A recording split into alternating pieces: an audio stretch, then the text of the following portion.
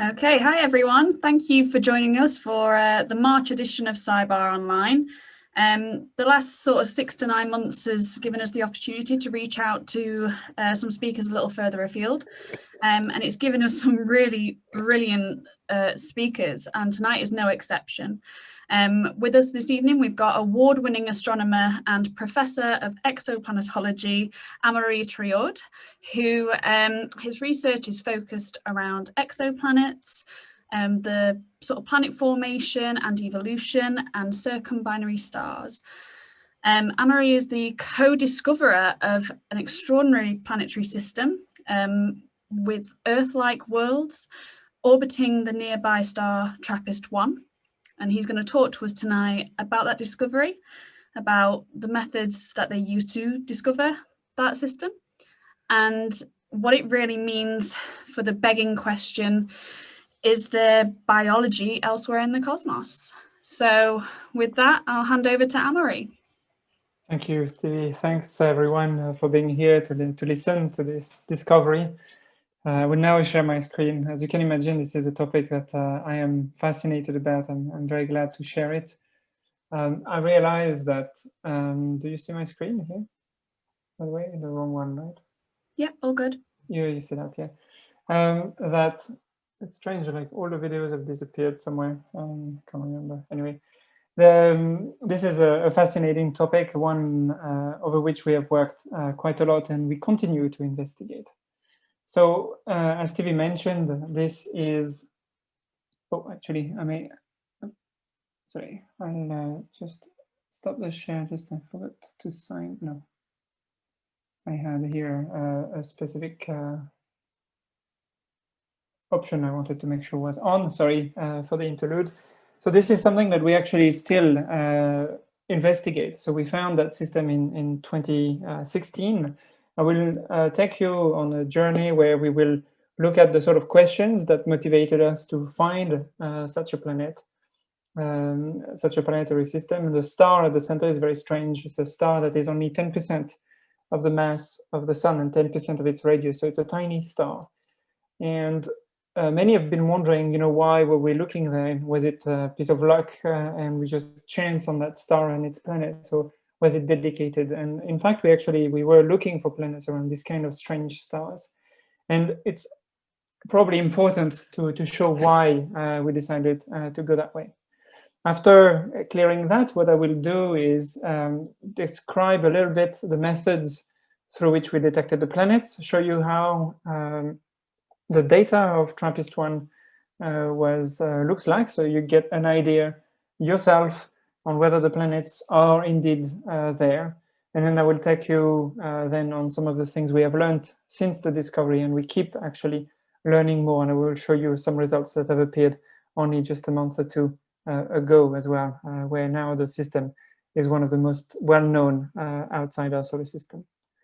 So just as a quick idea, TRAPPIST-1 is a star you see here. It's just north of the ecliptic and south of the celestial equator in the constellation of Aquarius.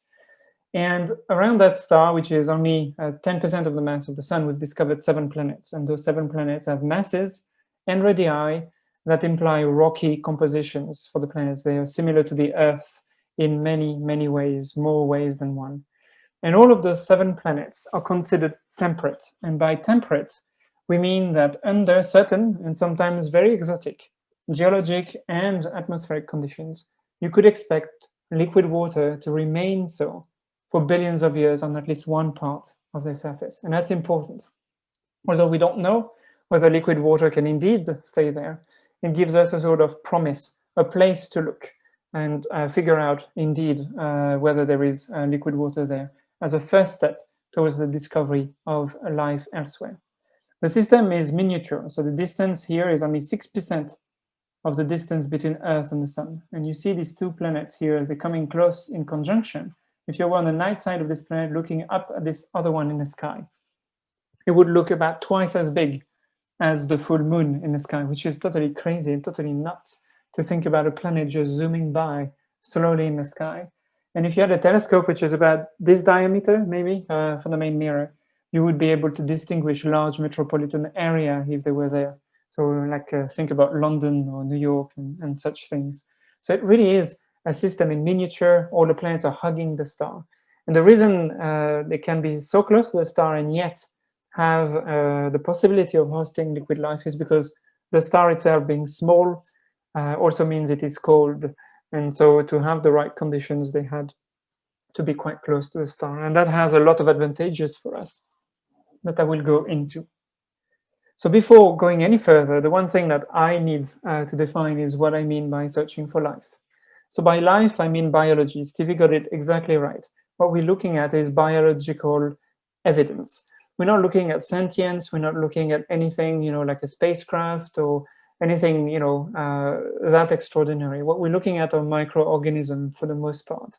And the phytoplankton that you see here, this is an organism which is probably responsible for most of the oxygen that is within our atmosphere. Photosynthesis is filling our atmosphere with this oxygen, and that oxygen acts as a beacon through space. So if you were to remove most plant-based life on Earth, you would effectively remove the oxygen of the Earth would disappear in about 10,000 years or so. It would react with the surface and disappear from the atmosphere of our Earth. And as such, oxygen acts as a signal saying that something funky is happening on the surface that we call life. And oxygen is one marker. There are many other markers like this, but that's the one that is most apparent and obvious, at least on the Earth. We're looking for other ones as well. But it's really obvious that there's something in the chemistry of the atmosphere of the Earth which is out of balance.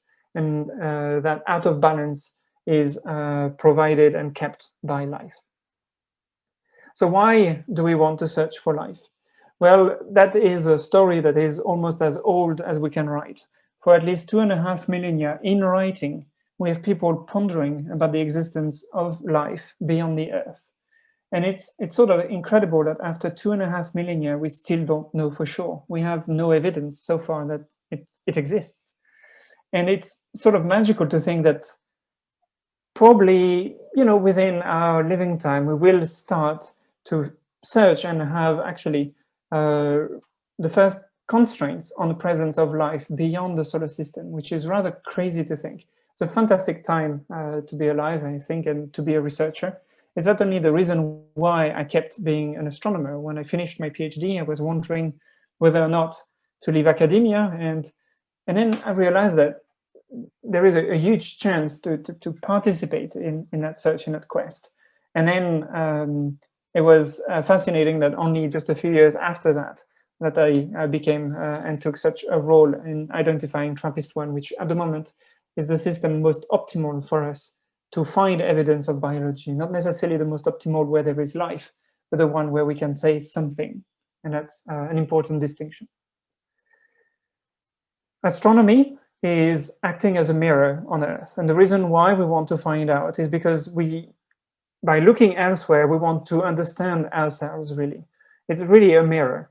And what you see here is an image of Earth. The farthest image of Earth that we have was taken by one of the Voyager probes as it turned in the 90s. It zoomed through the solar system, and in the 90s, having reached the outer confines of the solar system, turned and took a picture actually of most of the planets of the solar system. And amongst all the dark pixels, millions and millions of dark pixels, there was one bright spot, the Earth. And it looks like it's quite isolated here. And the reason why, life is so special, and it doesn't look special from this kind of picture. However, we know it is special, and it looks fairly rare in the vast emptiness of space. And so we're really interested in that. So the kind of modern questions that we have, which are different from the antiquity that I showed before, the fresco that I was showed the School of Athens, that showed most of the philosophers. Epicurus in the 3rd, 4th century before the Common Era was already pondering about the existence of life. Now we change those questions, and the kind of questions that we have are, how come the inanimate, how is it that from the inanimate comes purpose in life? Is Darwinian evolution a universal phenomenon? Is the structure of life always the same? And how frequently, how easily does life emerge? And that's the question which astronomy is likely to be able to answer that one. So the various theories that we have about formation of life, one of them is called panspermia. Panspermia is the fact that you have life in one place and then you move it to some other place through a vessel. And that vessel sometimes can be a comet, like this one. This one was visited by the European Space Agency and the Rosetta mission, which put a lander on the surface of this comet. And such objects can navigate between stars. Panspermia is both interesting and also limited. It doesn't answer the first question, how does life start? It only tells you how it might start in one location, which is, say, Earth gets contaminated or like, so to speak, by life, and then it's there. But it doesn't answer the first question. However, it can answer some questions or give some answers about how frequently do we find it and such. Panspermia is very useful within a planetary system. So for instance, in TRAPPIST-1, the planets are so close to one another that panspermia probably has an important role. If one of the planets were to create life, then spreading it to the rest of the planets is actually not too difficult. And for instance, the impact that led to the extinction of the dinosaurs probably launched in space enough material that about 1 kilogram of Earth rocks has probably impacted the moon Europa, which is around Jupiter, and one of the prime locations within the solar system where we know there is liquid water, and we were wondering whether there is life as well. So it shows panspermia being useful within a system, but in interstellar distances, this is just not practical, or at least it's so improbable that it's unlikely to happen. So it doesn't mean it didn't happen, obviously. However, if we search for life in around many stars and we find that around nowhere we can find it except around the Earth, then maybe panspermia was the answer in some way. The other way to create life is through chemistry. So this is an example of Miller from the Uranus experiment. And the idea was that in this balloon here, the researchers placed a copy of what they thought was the early atmosphere of the Earth. And you see those two bars here. This is an electric arc, so they put like a spark, through these, and in order to mimic lightning strikes, and created a soup of material. And about 20 amino acids were produced. Amino acids being the base of DNA, so that's rather important and had a major impact on the field. However, since not much has happened, in practice, this experiment produced too little organic material to actually matter. And since that experiment, there's been a bit of a slowdown, and we still don't really have a good working hypothesis on the chemical origin of life, although I will show a new recent new development which people are pondering about. In terms of evidence, so what's interesting, this is a piece of meteorite. This is the Murchison meteorite, which landed in Australia. And this was some material that was taken from the meteorite and dissolved and passed through certain apparatus here to make the materials here precipitate. And when you analyze this, you find that there are about 14,000 chemical compounds within that meteorite, and that about 70 amino acids have been detected. So that means at least 50 of extraterrestrial origin. This doesn't mean that this is alive or that this was in contact with biology, because what we see is that the amino acids are both chirality. So chirality is the property of a certain molecule to be like the hands. They're symmetrical. You know, they only overlap in a certain area. They don't overlap like this, for instance. And amino acids on Earth are all of one direction. Okay, they all, like, I can't remember whether it's right or left-handed, but they're all of one type. And if you let chemistry create amino acids, it would create both in equivalent quantities, and that's what we see on the Murchison meteorite. What this tells us is that creating the basic elements of life doesn't require, the Uranus experiment doesn't require, in fact, an atmosphere or anything. Creating amino acids, so the basis for DNA, is actually seems to be what is done, and meteorites do carry those. And they can survive re-entry into an atmosphere. However, amino acids are still not life. And so currently one of the hypotheses that is happening is something that I'm showing here. It's a bit complicated, but there's no real need to actually follow all the chemistry in here. And the idea is that meteorites can enter the atmosphere of the Earth. They create this gas here that we call hydrogen cyanide, which itself can react, can create a compound, react with solar irradiation, notably UV light.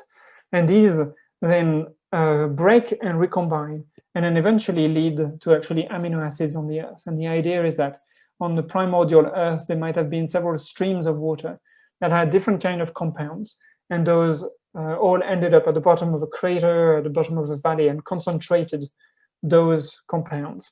Because to create life, you need a high concentration of interesting molecules, and that is very, very hard to establish. So just to say, at the moment, we still don't understand how life emerges, but by counting how often planets have life, by finding and measuring whether planets have life on young stars, on old stars, on stars where the planet didn't used to be habitable but now is, we may be able to place constraints on the type of pathway through which life emerged on Earth. So in that kind of question, is there life elsewhere? How do we tackle that? Well, most humans, and I think if I were to make a poll today, most people would think that there's probably life elsewhere. And so in many ways, answering that question is a bit strange because most humans think it is yes. So that's a bit weird. Why do we think it's likely that there is life elsewhere? And the primary reason is because we have what we call the Copernican principle as a sort of philosophy, that Earth is nowhere very special. It's just but one planet orbiting but one star, of which there are 100 billion examples of in our galaxy, of which there are billions and billions of them. So surely somewhere else in the universe, there must be some life. Because of that sort of inevitability that there is life elsewhere, or that perceived inevitability, astronomers have thought, okay, well, in order to find life, what we need to find is an Earth twin, or Earth 2.0, effectively. It's a planet that is the same size as the Earth, the same mass as the Earth, and it orbits a star that looks like the Sun. And the reason to think that is because if it worked here, and we replicate the same conditions over there, then it might work elsewhere. And therefore, we would have a proper answer to the question, like a quantitative answer to the question you have on your screen. However, there are two problems there. One, it's very hard to find a planet like the Earth orbiting a star like the Sun, and I will show you why. And two, it's very long. It will take actually probably several decades, and it's too bad. I mean, I'd like at least to have an understanding or like an idea of the frequency of life, at least before I pass away. And then I think there's a limitation with that question, which is, okay, if we do find life around an Earth-like planet orbiting a Sun-like star, then what have we learned? We've learned that the answer is yes to this question, which we guessed. So that's a huge achievement. But then what else have we learned? We've learned that if we start from the same conditions, we end up in the same space. And that's not so satisfying for me. I'd like to understand, what are the conditions of life, how frequently there is, and all that. And as such, it forces us to broaden a bit the question. Sorry, I went. And a final element I find also is that by limiting ourselves to finding a planet like the Earth around a Sun-like star, it means that we think that habitability, or what Earth is the only template for what habitable worlds can be, and it's not necessarily the case. So the real question, I think, the more interesting question, rather than is there life elsewhere, is how frequently is there life? Is it one planet in 10, or is it 1 in 100, or is it 1 in 1,000? Because that tells us something about the origin of life, about the general frequency of life, and even can answer all sorts of other questions about how long, our biology can be made on the planet and all that. Effectively, you don't want to just detect another Earth, and you also want to study its context. So what kind of system it is in, what are the conditions, like for instance, do you need a moon, or do you need a planet like Jupiter? There were arguments for and against those. And I think if you decide to just change the question rather from, is there life to how frequently is there life, then it becomes natural to embrace the diversity that is presented by exoplanets. So exoplanets are planets that orbit other stars than the sun. We've been discovering them for 25 years. And what we've discovered in 25 years is that most of the systems don't look like the solar system. And there is a huge diversity out there that was completely unimagined. And we are only coming to grasp about it. And selecting only an Earth-like planet orbiting a Sun-like star is a bit diminutive, in my opinion. And therefore, we should just embrace that diversity and look at something a bit different. So with that premise, where do we go? So with a group of friends, we were there, okay, well, we want to answer that question. How do we go about that? And so the first thing to do is like, well, let's maybe find some Earth-like planets, at least planets a bit that reminiscent of the Earth, but with some distinctions. And then we ended up with the question is, how do you define an Earth-like planet? Because we don't know whether our planet is normal or whether it's special. So how do we define all of that? And so we thought, okay, a planet like the Earth is a planet that has a size similar to the Earth. And the reason why size is important is because size relates to the mass of the planet. And if the mass or the size is half as big as the Earth, then the mass reduces dramatically. So Mars in our solar system is only half the radius of the Earth, but its mass is 10% of the Earth. And because of that, it cannot retain an atmosphere. So it has a very problem, like the atmosphere is very tenuous. And so if we have a problem to retain an atmosphere, then that's a bit of a bummer, if you excuse the expression, because it's not that an atmosphere is required for life, but it's required to detect it. Like only if the planet has an atmosphere can we detect it across the vastness of space, at least at this stage.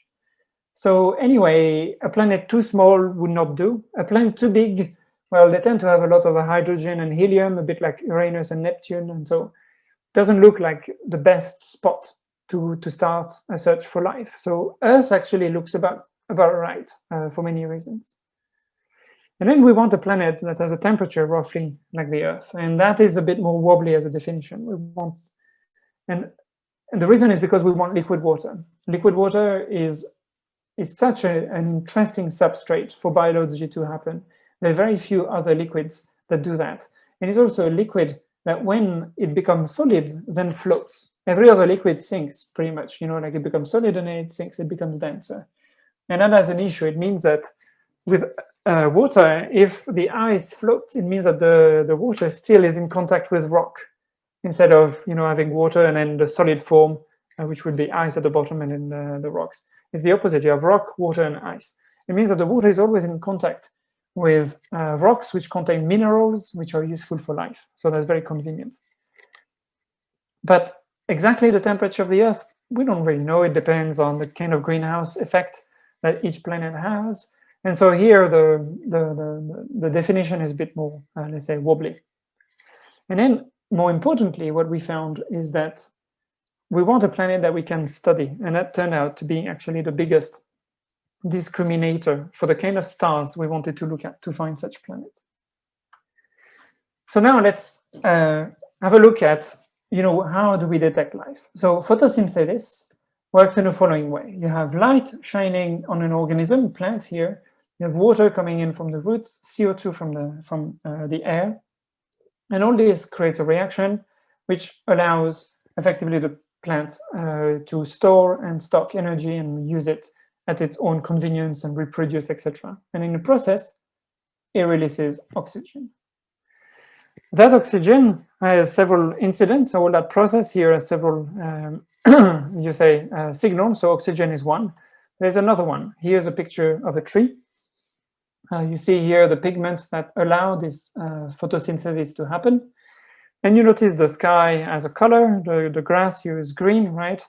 Fairly dark. Here the tree is a bit dark. The leaves are quite dark, right? And that's in the visible. Now, if we observe in another part of the electromagnetic spectrum, in the infrared, which our eyes cannot see, but our skin can sense. You can sort of see with your hands if you put them around a candle, for instance, you know where the source of the heat is. So imagine trying to do that, but doing it to a tree. And what you would see in the infrared is the following. You see that the tree is bright. You see that the sky is completely dark and the grass is completely bright here. And that is because plants need to cool down. And when they cool down, they just reflect infrared radiation. They reflect heat from the sun. And what this shows also is that the atmosphere of the Earth here is transparent to some form of infrared radiation. And what you see here is the blackness of space, in fact. In a previous picture here, you see that blue light gets trapped by our own atmosphere. And that will have some importance later on in the talk. So infrared goes right through. So how do we explore the atmosphere of another planet without leaving the Earth, or at least without leaving the solar system? How can we detect life without setting foot on another planet? So we want to study that atmosphere. And the way we're going to do that is by first looking at the moon and using the moon as a sort of mirror back on Earth and trying to detect life on Earth using a celestial object. And the first way that we're going to look at is the Earth shine. So this is the new moon, and you can see here the crescent of the moon just there, okay? So it's a very tiny crescent. And you've seen probably the moon is meant to be dark, but it's not totally dark. And the reason it's not totally dark is because you have the following. You have the sun, the Earth, and the moon. Starlight, sunlight goes on the moon, on the Earth, gets reflected into space in every direction, but some of it hits the dark side of the moon and then gets reflected. And you're there in the night side of the Earth, looking back at the moon and effectively seeing a reflection of the day side of the Earth on the night side of the moon, which is kind of poetic in a way. And if we place an instrument on the moon called a spectrograph and take a spectrum of this, what we see is this. So if you don't like graphs, just follow. I'm just going to describe what we see. What we have here is how bright it is as a function of color. Blue here, red here. And what it sees is it's higher here, so it's bluer than it is redder. And in fact, you can see the moon is actually looks a little bluer than redder in the image. You can see structure here, and the structure is created by our own atmosphere. You can see we can detect the presence of water, of CO2. We can detect the presence of oxygen here. We can detect the presence of methane. Methane is also produced by life. Here, what we see here, like gets very, very quickly bluer here. This is the blue sky that we see. And so just by looking at the moon, effectively, we can see that from the Earth, we can see an image of the Earth in a way, and we can deduce a lot of things from it. And you can see this here, it gets dark here and then gets a bit brighter into the red before it gets darker. And that is caused by vegetation, by this image of the tree. I showed you that is shining into the red. This is this part here of the spectrum. And so in practice, from this data, we can actually even deduce the presence of vegetation on Earth, which is rather crazy. And that's the sort of thing that we want to reproduce on exoplanets. And then there's another way to study atmospheres, and we can approximate that for what happens during a lunar eclipse. And during a lunar eclipse, you have the following. You have the sun, you have the Earth and the moon in the same direction. And the only light that reaches the moon is sunlight that went through the atmosphere of the Earth. And the reason the moon looks red during a lunar eclipse is because the only light that reaches it is the light that went through sunrise and sunset. And so this is the image of 1,000 sunrises and sunsets, all the sunrises and sunsets of the Earth being projected on the moon. And if we do the same trick, we use the same instrument, and we have the same kind of graph, brightness and here color. And you can see it's darker in the blue and brighter in the red, which, I mean, you can see from the picture, right? It's red.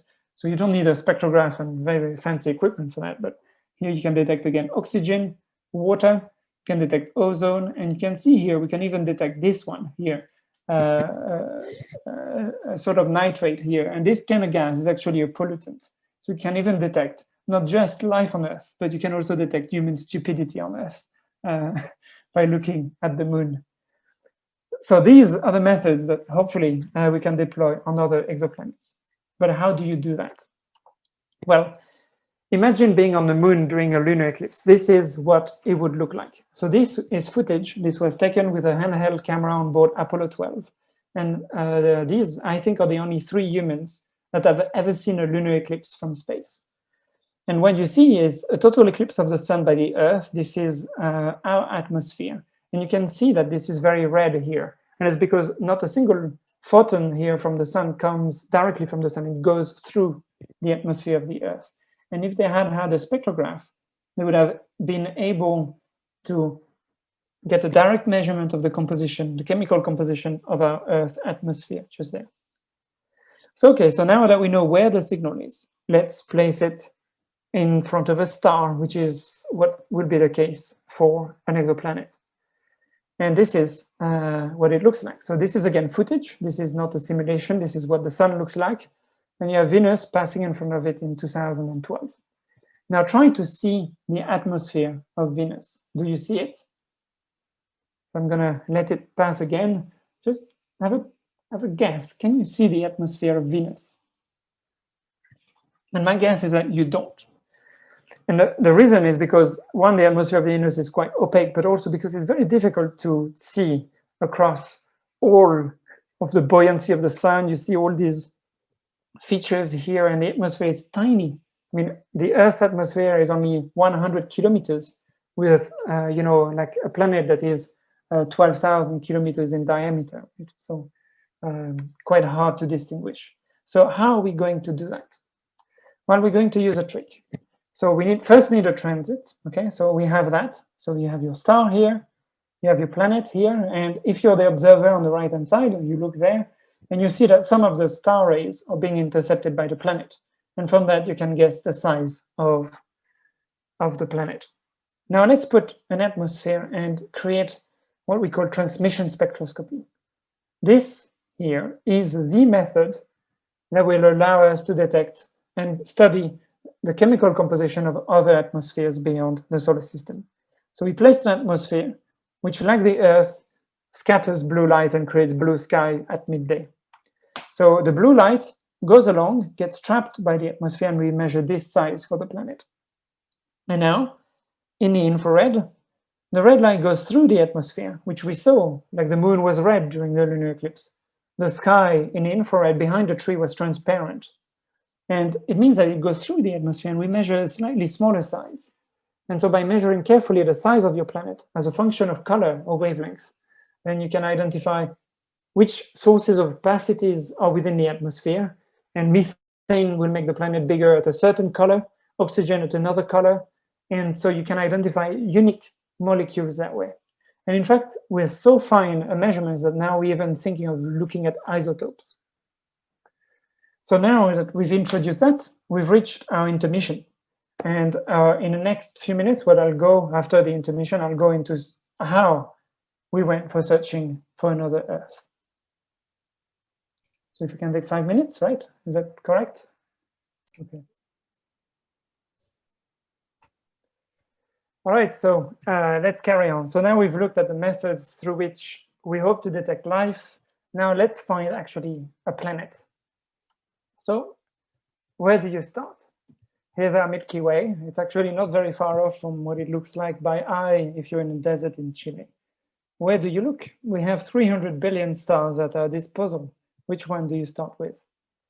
So let's have a zoom, find one of them, and try to see, you know, what the signal would look like of a planet. So let's take this one, for instance. Okay. All right, now let's put a planet in front of it. I'm going to put now first a planet that looks like Jupiter, and you can see its atmosphere here around it.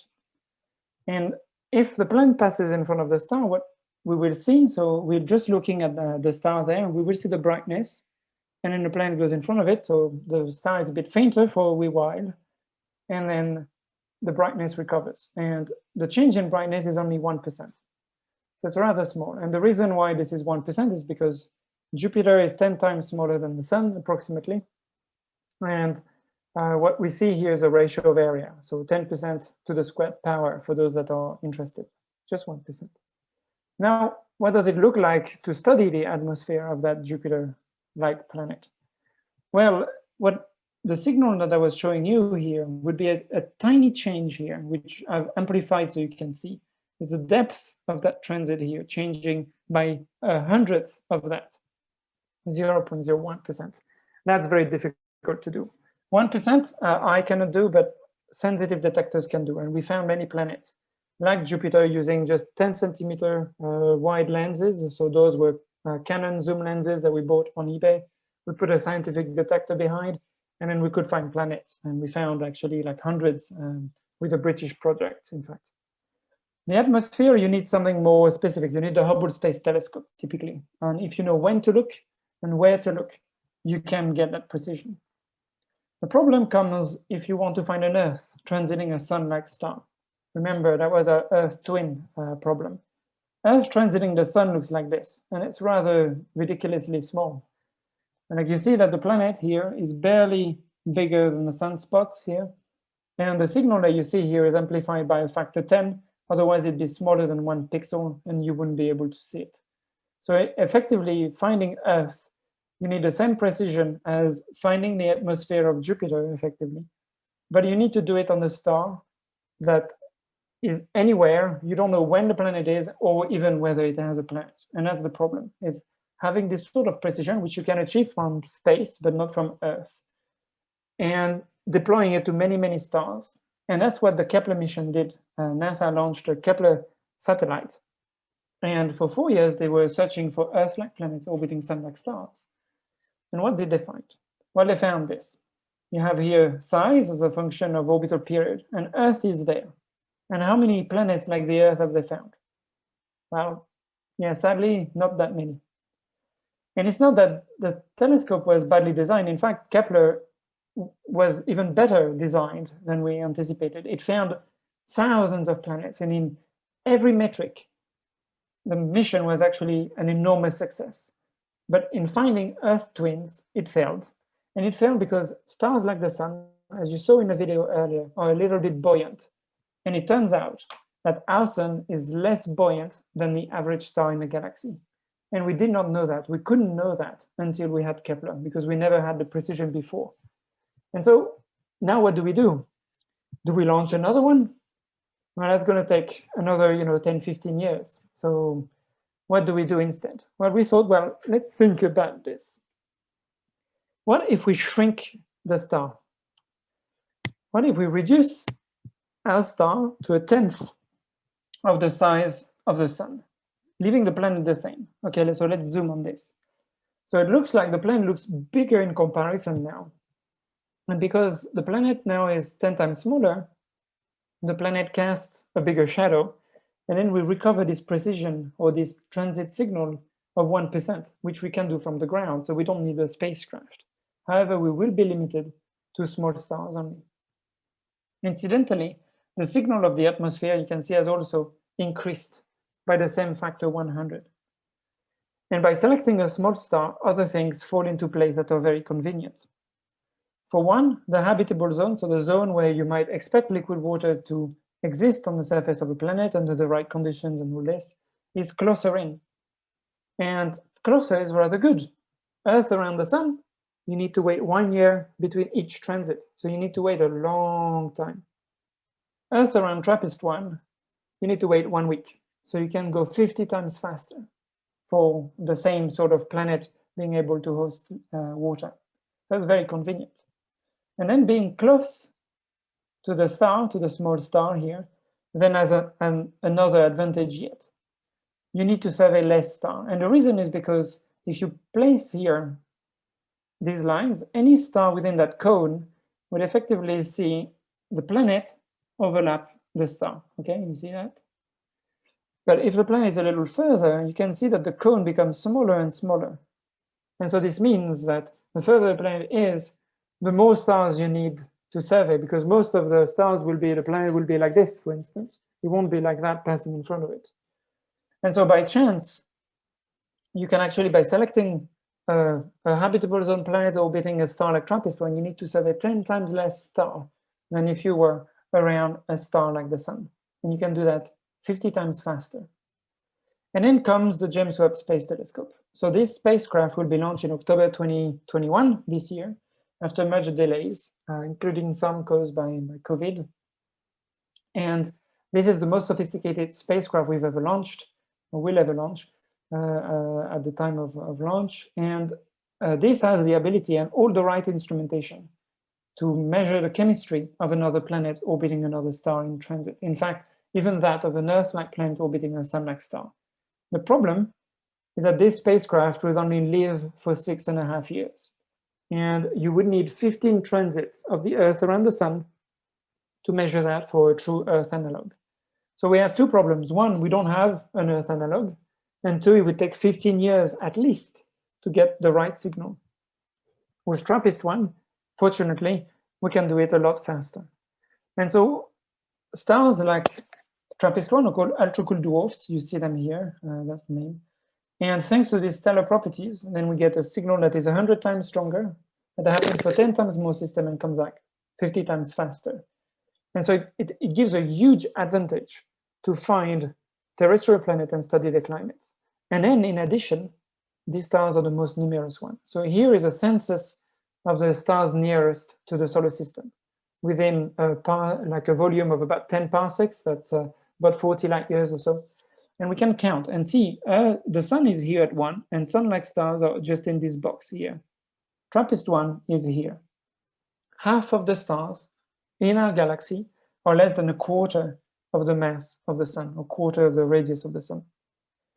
So the majority of stars are actually a lot smaller. And it turns out that actually you can't even see a single one by eye. The nearest star to the solar system is one of these small stars, and you can't even see it because it's faint. And that's what made it difficult to find planets. However, if you have the right precision, then you can find them. And that's why we decided to build Speculos. So Speculos is a new program. We've been now, this is the Atacama Desert. You see the very large telescope here. And these are 4 telescopes. You see them behind me as well in the video. We have these 4 1-meter telescopes in Chile. We have one on El Teide in the Canary Islands and one in Lower California in Mexico. And those telescopes are observing, monitoring stars like TRAPPIST-1, searching for planets. And while we were building this facility, we were doing a prototype run. And that's during that prototype run that we discovered TRAPPIST-1, in fact. And why do we go to Chile? Just because the nights are absolutely fantastic. This is what it looks like by eye. You can see the sky is brighter than the Earth here, the shadow of the Earth. You can see companion satellites of the Milky Way. You could see the center of the Milky Way just earlier. This is Venus rising. This is the zodiacal light, the light of comets. Here's another full night in parallel. You see this is the sea here. These things are planes. They're really annoying things that disturb observations. Every now and then you see here our laser, the laser we use to refine our images. And you will soon see here the galactic plane appearing, the galactic center. This is here Alpha Centauri, the nearest star system to the solar system. There's 2 stars like the sun and one a bit closer than the other 2, which is like TRAPPIST-1. And here is the galactic center. And I tell you, when the galactic center is in the sky on a moonless night like now, you can actually see your shadow cast on the ground by the 100 billion stars. It's totally mad. And here's moonlight. When the moon appears in the desert, it just looks like daylight. You don't need a torch to walk around. You can read. It's really, really a fantastic spot. And about 85% of the nights are available for observations, which is remarkable. In Birmingham, where we are, about 6% of them are for astronomical observations of scientific value, that is. So here we have TRAPPIST, and that's the telescope. That was it was built, like for various things, but we experimented on these very low mass stars, and then we chanced upon TRAPPIST-1, and this is our data. So you can see here is 100%, and you can see the brightness of the star dip to 99%. Okay, 99, 98, etc. So just 1%. So that's an Earth passing in front of a star. That's really clear, and this was confirmed from the Himalayas, from Hawaii, and then from the VLT, so the very large telescopes in the infrared. And here was another planet. And then we decided to turn to space and say, okay, we asked our colleagues at NASA to observe with the Spitzer Space Telescope for a long time. We suspected there were more planets in the system. And you see here again the brightness, 100% here, 99%. And every time you see a point moving down here, it means that a planet the size of the Earth is passing in front of the star. And here you see it goes to almost 98%, and that's because 2 planets are passing in front of the star at the same time. And we observed for 3 weeks You see measurement after measurement, and it's very clear. The planets are there all the time coming down, and with regularity. And that's how we built that picture of a system that had 7 planets. And if you collect all the green events, so if you like just combine all of these events together, then you can build this shape here, and you can see, you can recover the sort of model that I showed you earlier. You see 1%, and you see here this planet is bigger than this one, for instance, where the transit depth here is smaller, so you can measure relative sizes very easily. You can see here the duration of the transit depends on how fast the planet goes about the star, etc., etc. So TRAPPIST-1, just for information, is only 9% of the mass of the Sun, 12% of its radius, so I rounded that to 10% earlier. It's half as cold and very much fainter than the Sun, and it's 12 parsecs away, so about 40 light years, roughly. If you want to picture what TRAPPIST-1 would look like, then think about Jupiter. This is to size what Jupiter and TRAPPIST-1 look like. So TRAPPIST-1 is slightly bigger than Jupiter, although it is a star, okay? In size, it's not much bigger than Jupiter. And here are the orbital periods of the various planets of TRAPPIST-1, here of the main satellites of Jupiter, and you can see that they're very comparable in many ways. By the way, I should encourage you to go to our website, TRAPPIST.1, where you'll find many things. Notably, there is artwork and various stories. We have like, there was a short story that was published at the time of the discovery of TRAPPIST-1 by a friend author of mine, Lawrence. And she wrote a very moving story, trying to give life, in a way, to the planets that we were just detecting.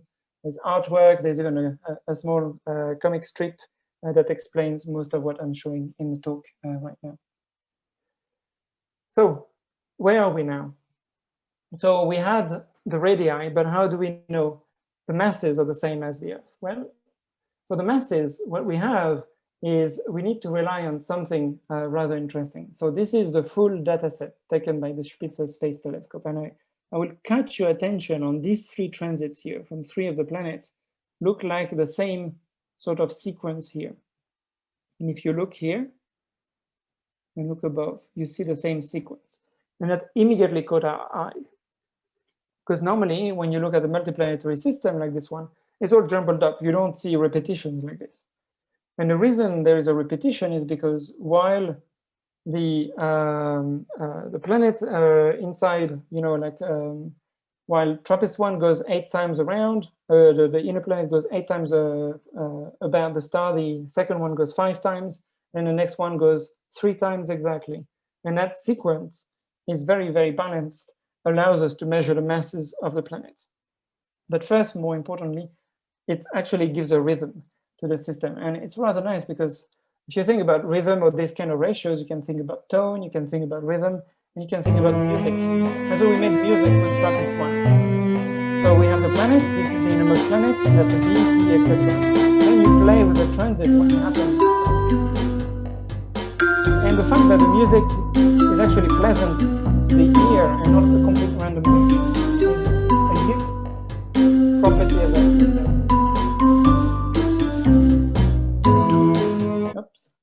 I'll move a little further because I see that time is passing, sorry. And so the fact that this rhythm happens is no coincidence. It happens because all the planets are in what we call resonance, and it's pleasant to our ear. But what is nice is that the planets are very close to one another very regularly. And during that time, they will exchange orbital energy, and they will change ever so slightly their orbit. They pull and push each other.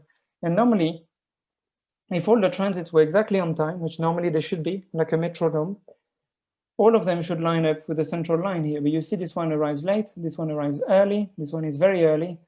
And because of this lateness and early time, we can measure the masses. And the masses are absolutely remarkable.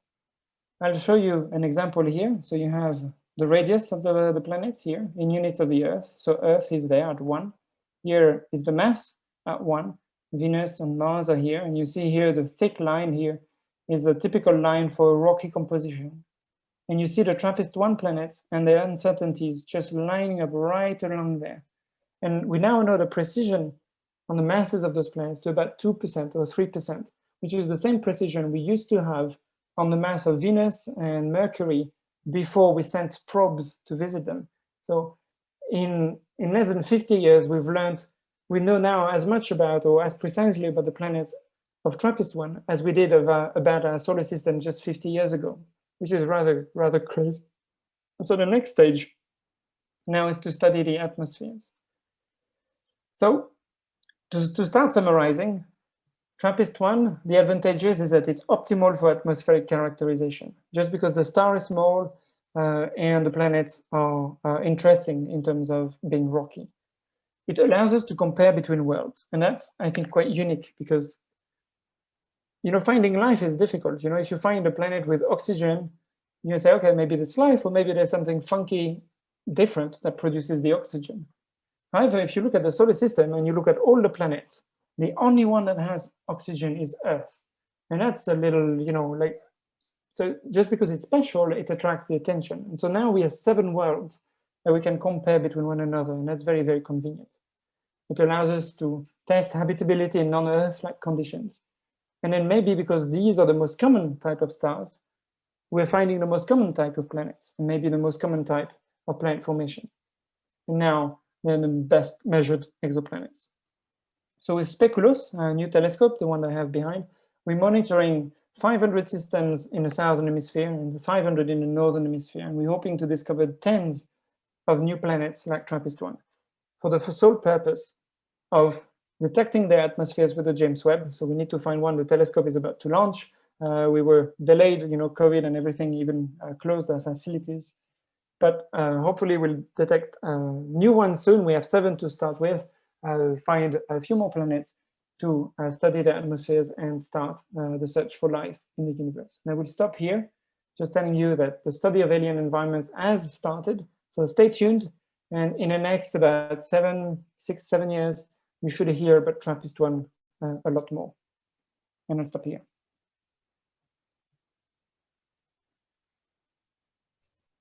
That's awesome. If everyone would like to just come off and give Amaury a round of applause, that would be fantastic. Thank you so much for that. We have had a couple of questions in the chat, if you're okay to go through. So Claire's asked, do you think we limit ourselves by considering that life has to be like life on Earth, so carbon-based, requiring oxygen and such? It's a very good question. So there are 2 ways of answering this. The one is that it's easier to start by what we know first, because if I tell you, hey, we found life, and guess what? It's based on silicon and uranium, you're going to be, right?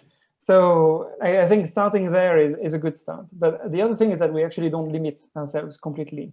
So for instance, oxygen, what we really see is a chemical imbalance, and that's really what we want to see. If we had an atmosphere that was made of 50% carbon dioxide and 50% methane, that can't happen. There's a chemical disequilibrium here again. We call it half reduced and half oxidized. And so there we would say, okay, well, something must be going on to keep that imbalance. And again, we would be looking at, biology as one potential candidate. So I use oxygen because it's the easiest one to, it's the most relatable to bring as an example. Thank you. Lovely. And we've had one from Jenny, which is, whilst we rely on water and oxygen, could other life be reliant on gases that would be poisonous to us, do you think? Yeah, totally. On Earth, it does, actually. We have life that lives off, say, on the vents at the bottom of the ocean. If we were to breathe any of these chemicals, we wouldn't be alive very long. Okay, lovely, thank you. And then we've had one from Mike. So the planets being closer to TRAPPIST-1, does that mean they are as comparable relative to Earth's sort of temperature? So the most comparable is TRAPPIST-1e, which is in the middle of the system. It's not one of the bigger ones. It's the most interesting in terms of habitable potential. The 2 innermost, 1, B and C, are likely inhospitable for other reasons. So we know that tides, the moon creates tides on Earth. The same on TRAPPIST-1, their star will create tides, and the fact that the orbits are not circular but a little bit eccentric on account of all their interactions between one another means that they will have very strong tides, and these are likely to actually create some kind of chaos at the surface. And we've calculated with someone that actually they're likely to be strong enough to actually be able to break continental plates and drive tectonics itself, which is rather nasty. But you know, if there's one thing that I know about life and that you probably share, is that once it's somewhere, it's very hard to get rid of. You know, we find life everywhere on Earth. We find it in the deepest mines. We find it inside nuclear reactors, in the sites of you know, atomic bombing. It's pretty hard to get rid of. So maybe, you know, like I don't want to limit myself, I would say, but it's not the first place I'd look, let's say. Are the temperatures similar? So the temperatures, so we don't know the temperatures. We haven't measured the temperatures yet. So like the next stage at the moment is that we know that they probably have the right temperature if they have a similar atmosphere to the Earth, okay? But we haven't measured that. So the next stage that we want to answer with the GEM survey is one, whether they have an atmosphere. And if they have an atmosphere, that already gives us something. If they don't, then we can stop there and just go to the next system. And once they have an atmosphere, what we want to measure is how much water vapor they have, how much carbon dioxide, because these are very important greenhouse gases. And that will tell us an indication on the surface temperature of the planet. And then we'll go deeper and then find out if they have other more biologically interesting compounds. So just to further on from that then, one of the last graphs that you showed was it the comparison of masses between, and you showed sort of the line gradient in the middle, showing Mars and Venus at the bottom, Earth in the middle at 1 and 1.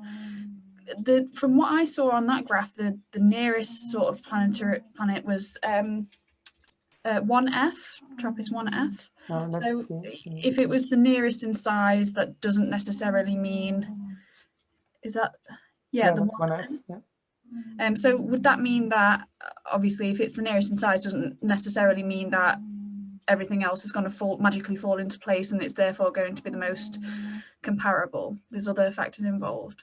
Yeah, so F is a little further, so it'll be colder. But otherwise, yeah, it's very similar to the Earth. Actually, there's one thing that you can note, that you can see that in average, all of those measurements are slightly above the white line here. And Earth is slightly below. So the planets are actually, at the moment, a little underdense. And we don't totally understand that. There can be several reasons. One is that they have a smaller core, so less iron and nickel at the center of the planets. One is that they could be, alternatively, they could have more light elements, like more carbon, more magnesium, and things like this. Or they could have a very thick atmosphere or an important water layer. And at the moment, we really don't know. It's just a little puzzling that they're slightly underdense. But yeah, 1F is the closest to Earth, but 1E is not very far off. You know, Venus is the thickest atmosphere for a terrestrial planet in the solar system. So you see, it's just close there. Lovely, thank you. And I think we had one last question from Roger. So presumably you can only detect planets that are in the correct orbital plane relative to Earth, so that they occlude the light from the star. Exactly, yes. So that's what I was showing with that cone, that we have only a fraction of the planets that we can detect only. So for every system like TRAPPIST-1 that transits, in fact, there should be many more that do not transit, which begs the question, how do we detect those? And then how do we study the atmosphere? The advantage of the transit method is that the method detects the planet, but also allows the starlight to shine through the atmosphere and then reveals it. So it provides both the means of detection and the means of characterization. Whereas any other method that we have at the moment that would be practical, you would detect the planet, but then you would still be left behind in terms of analyzing its atmosphere. So, but like I'm thinking about that. I have actually someone in my team at the moment where we're trying to solve that problem. so we can get to another TRAPPIST-1 like system that are a little closer to the solar system, and that we can investigate in slightly different way. Wonderful, thank you. Does anybody else have any other questions for Amaury?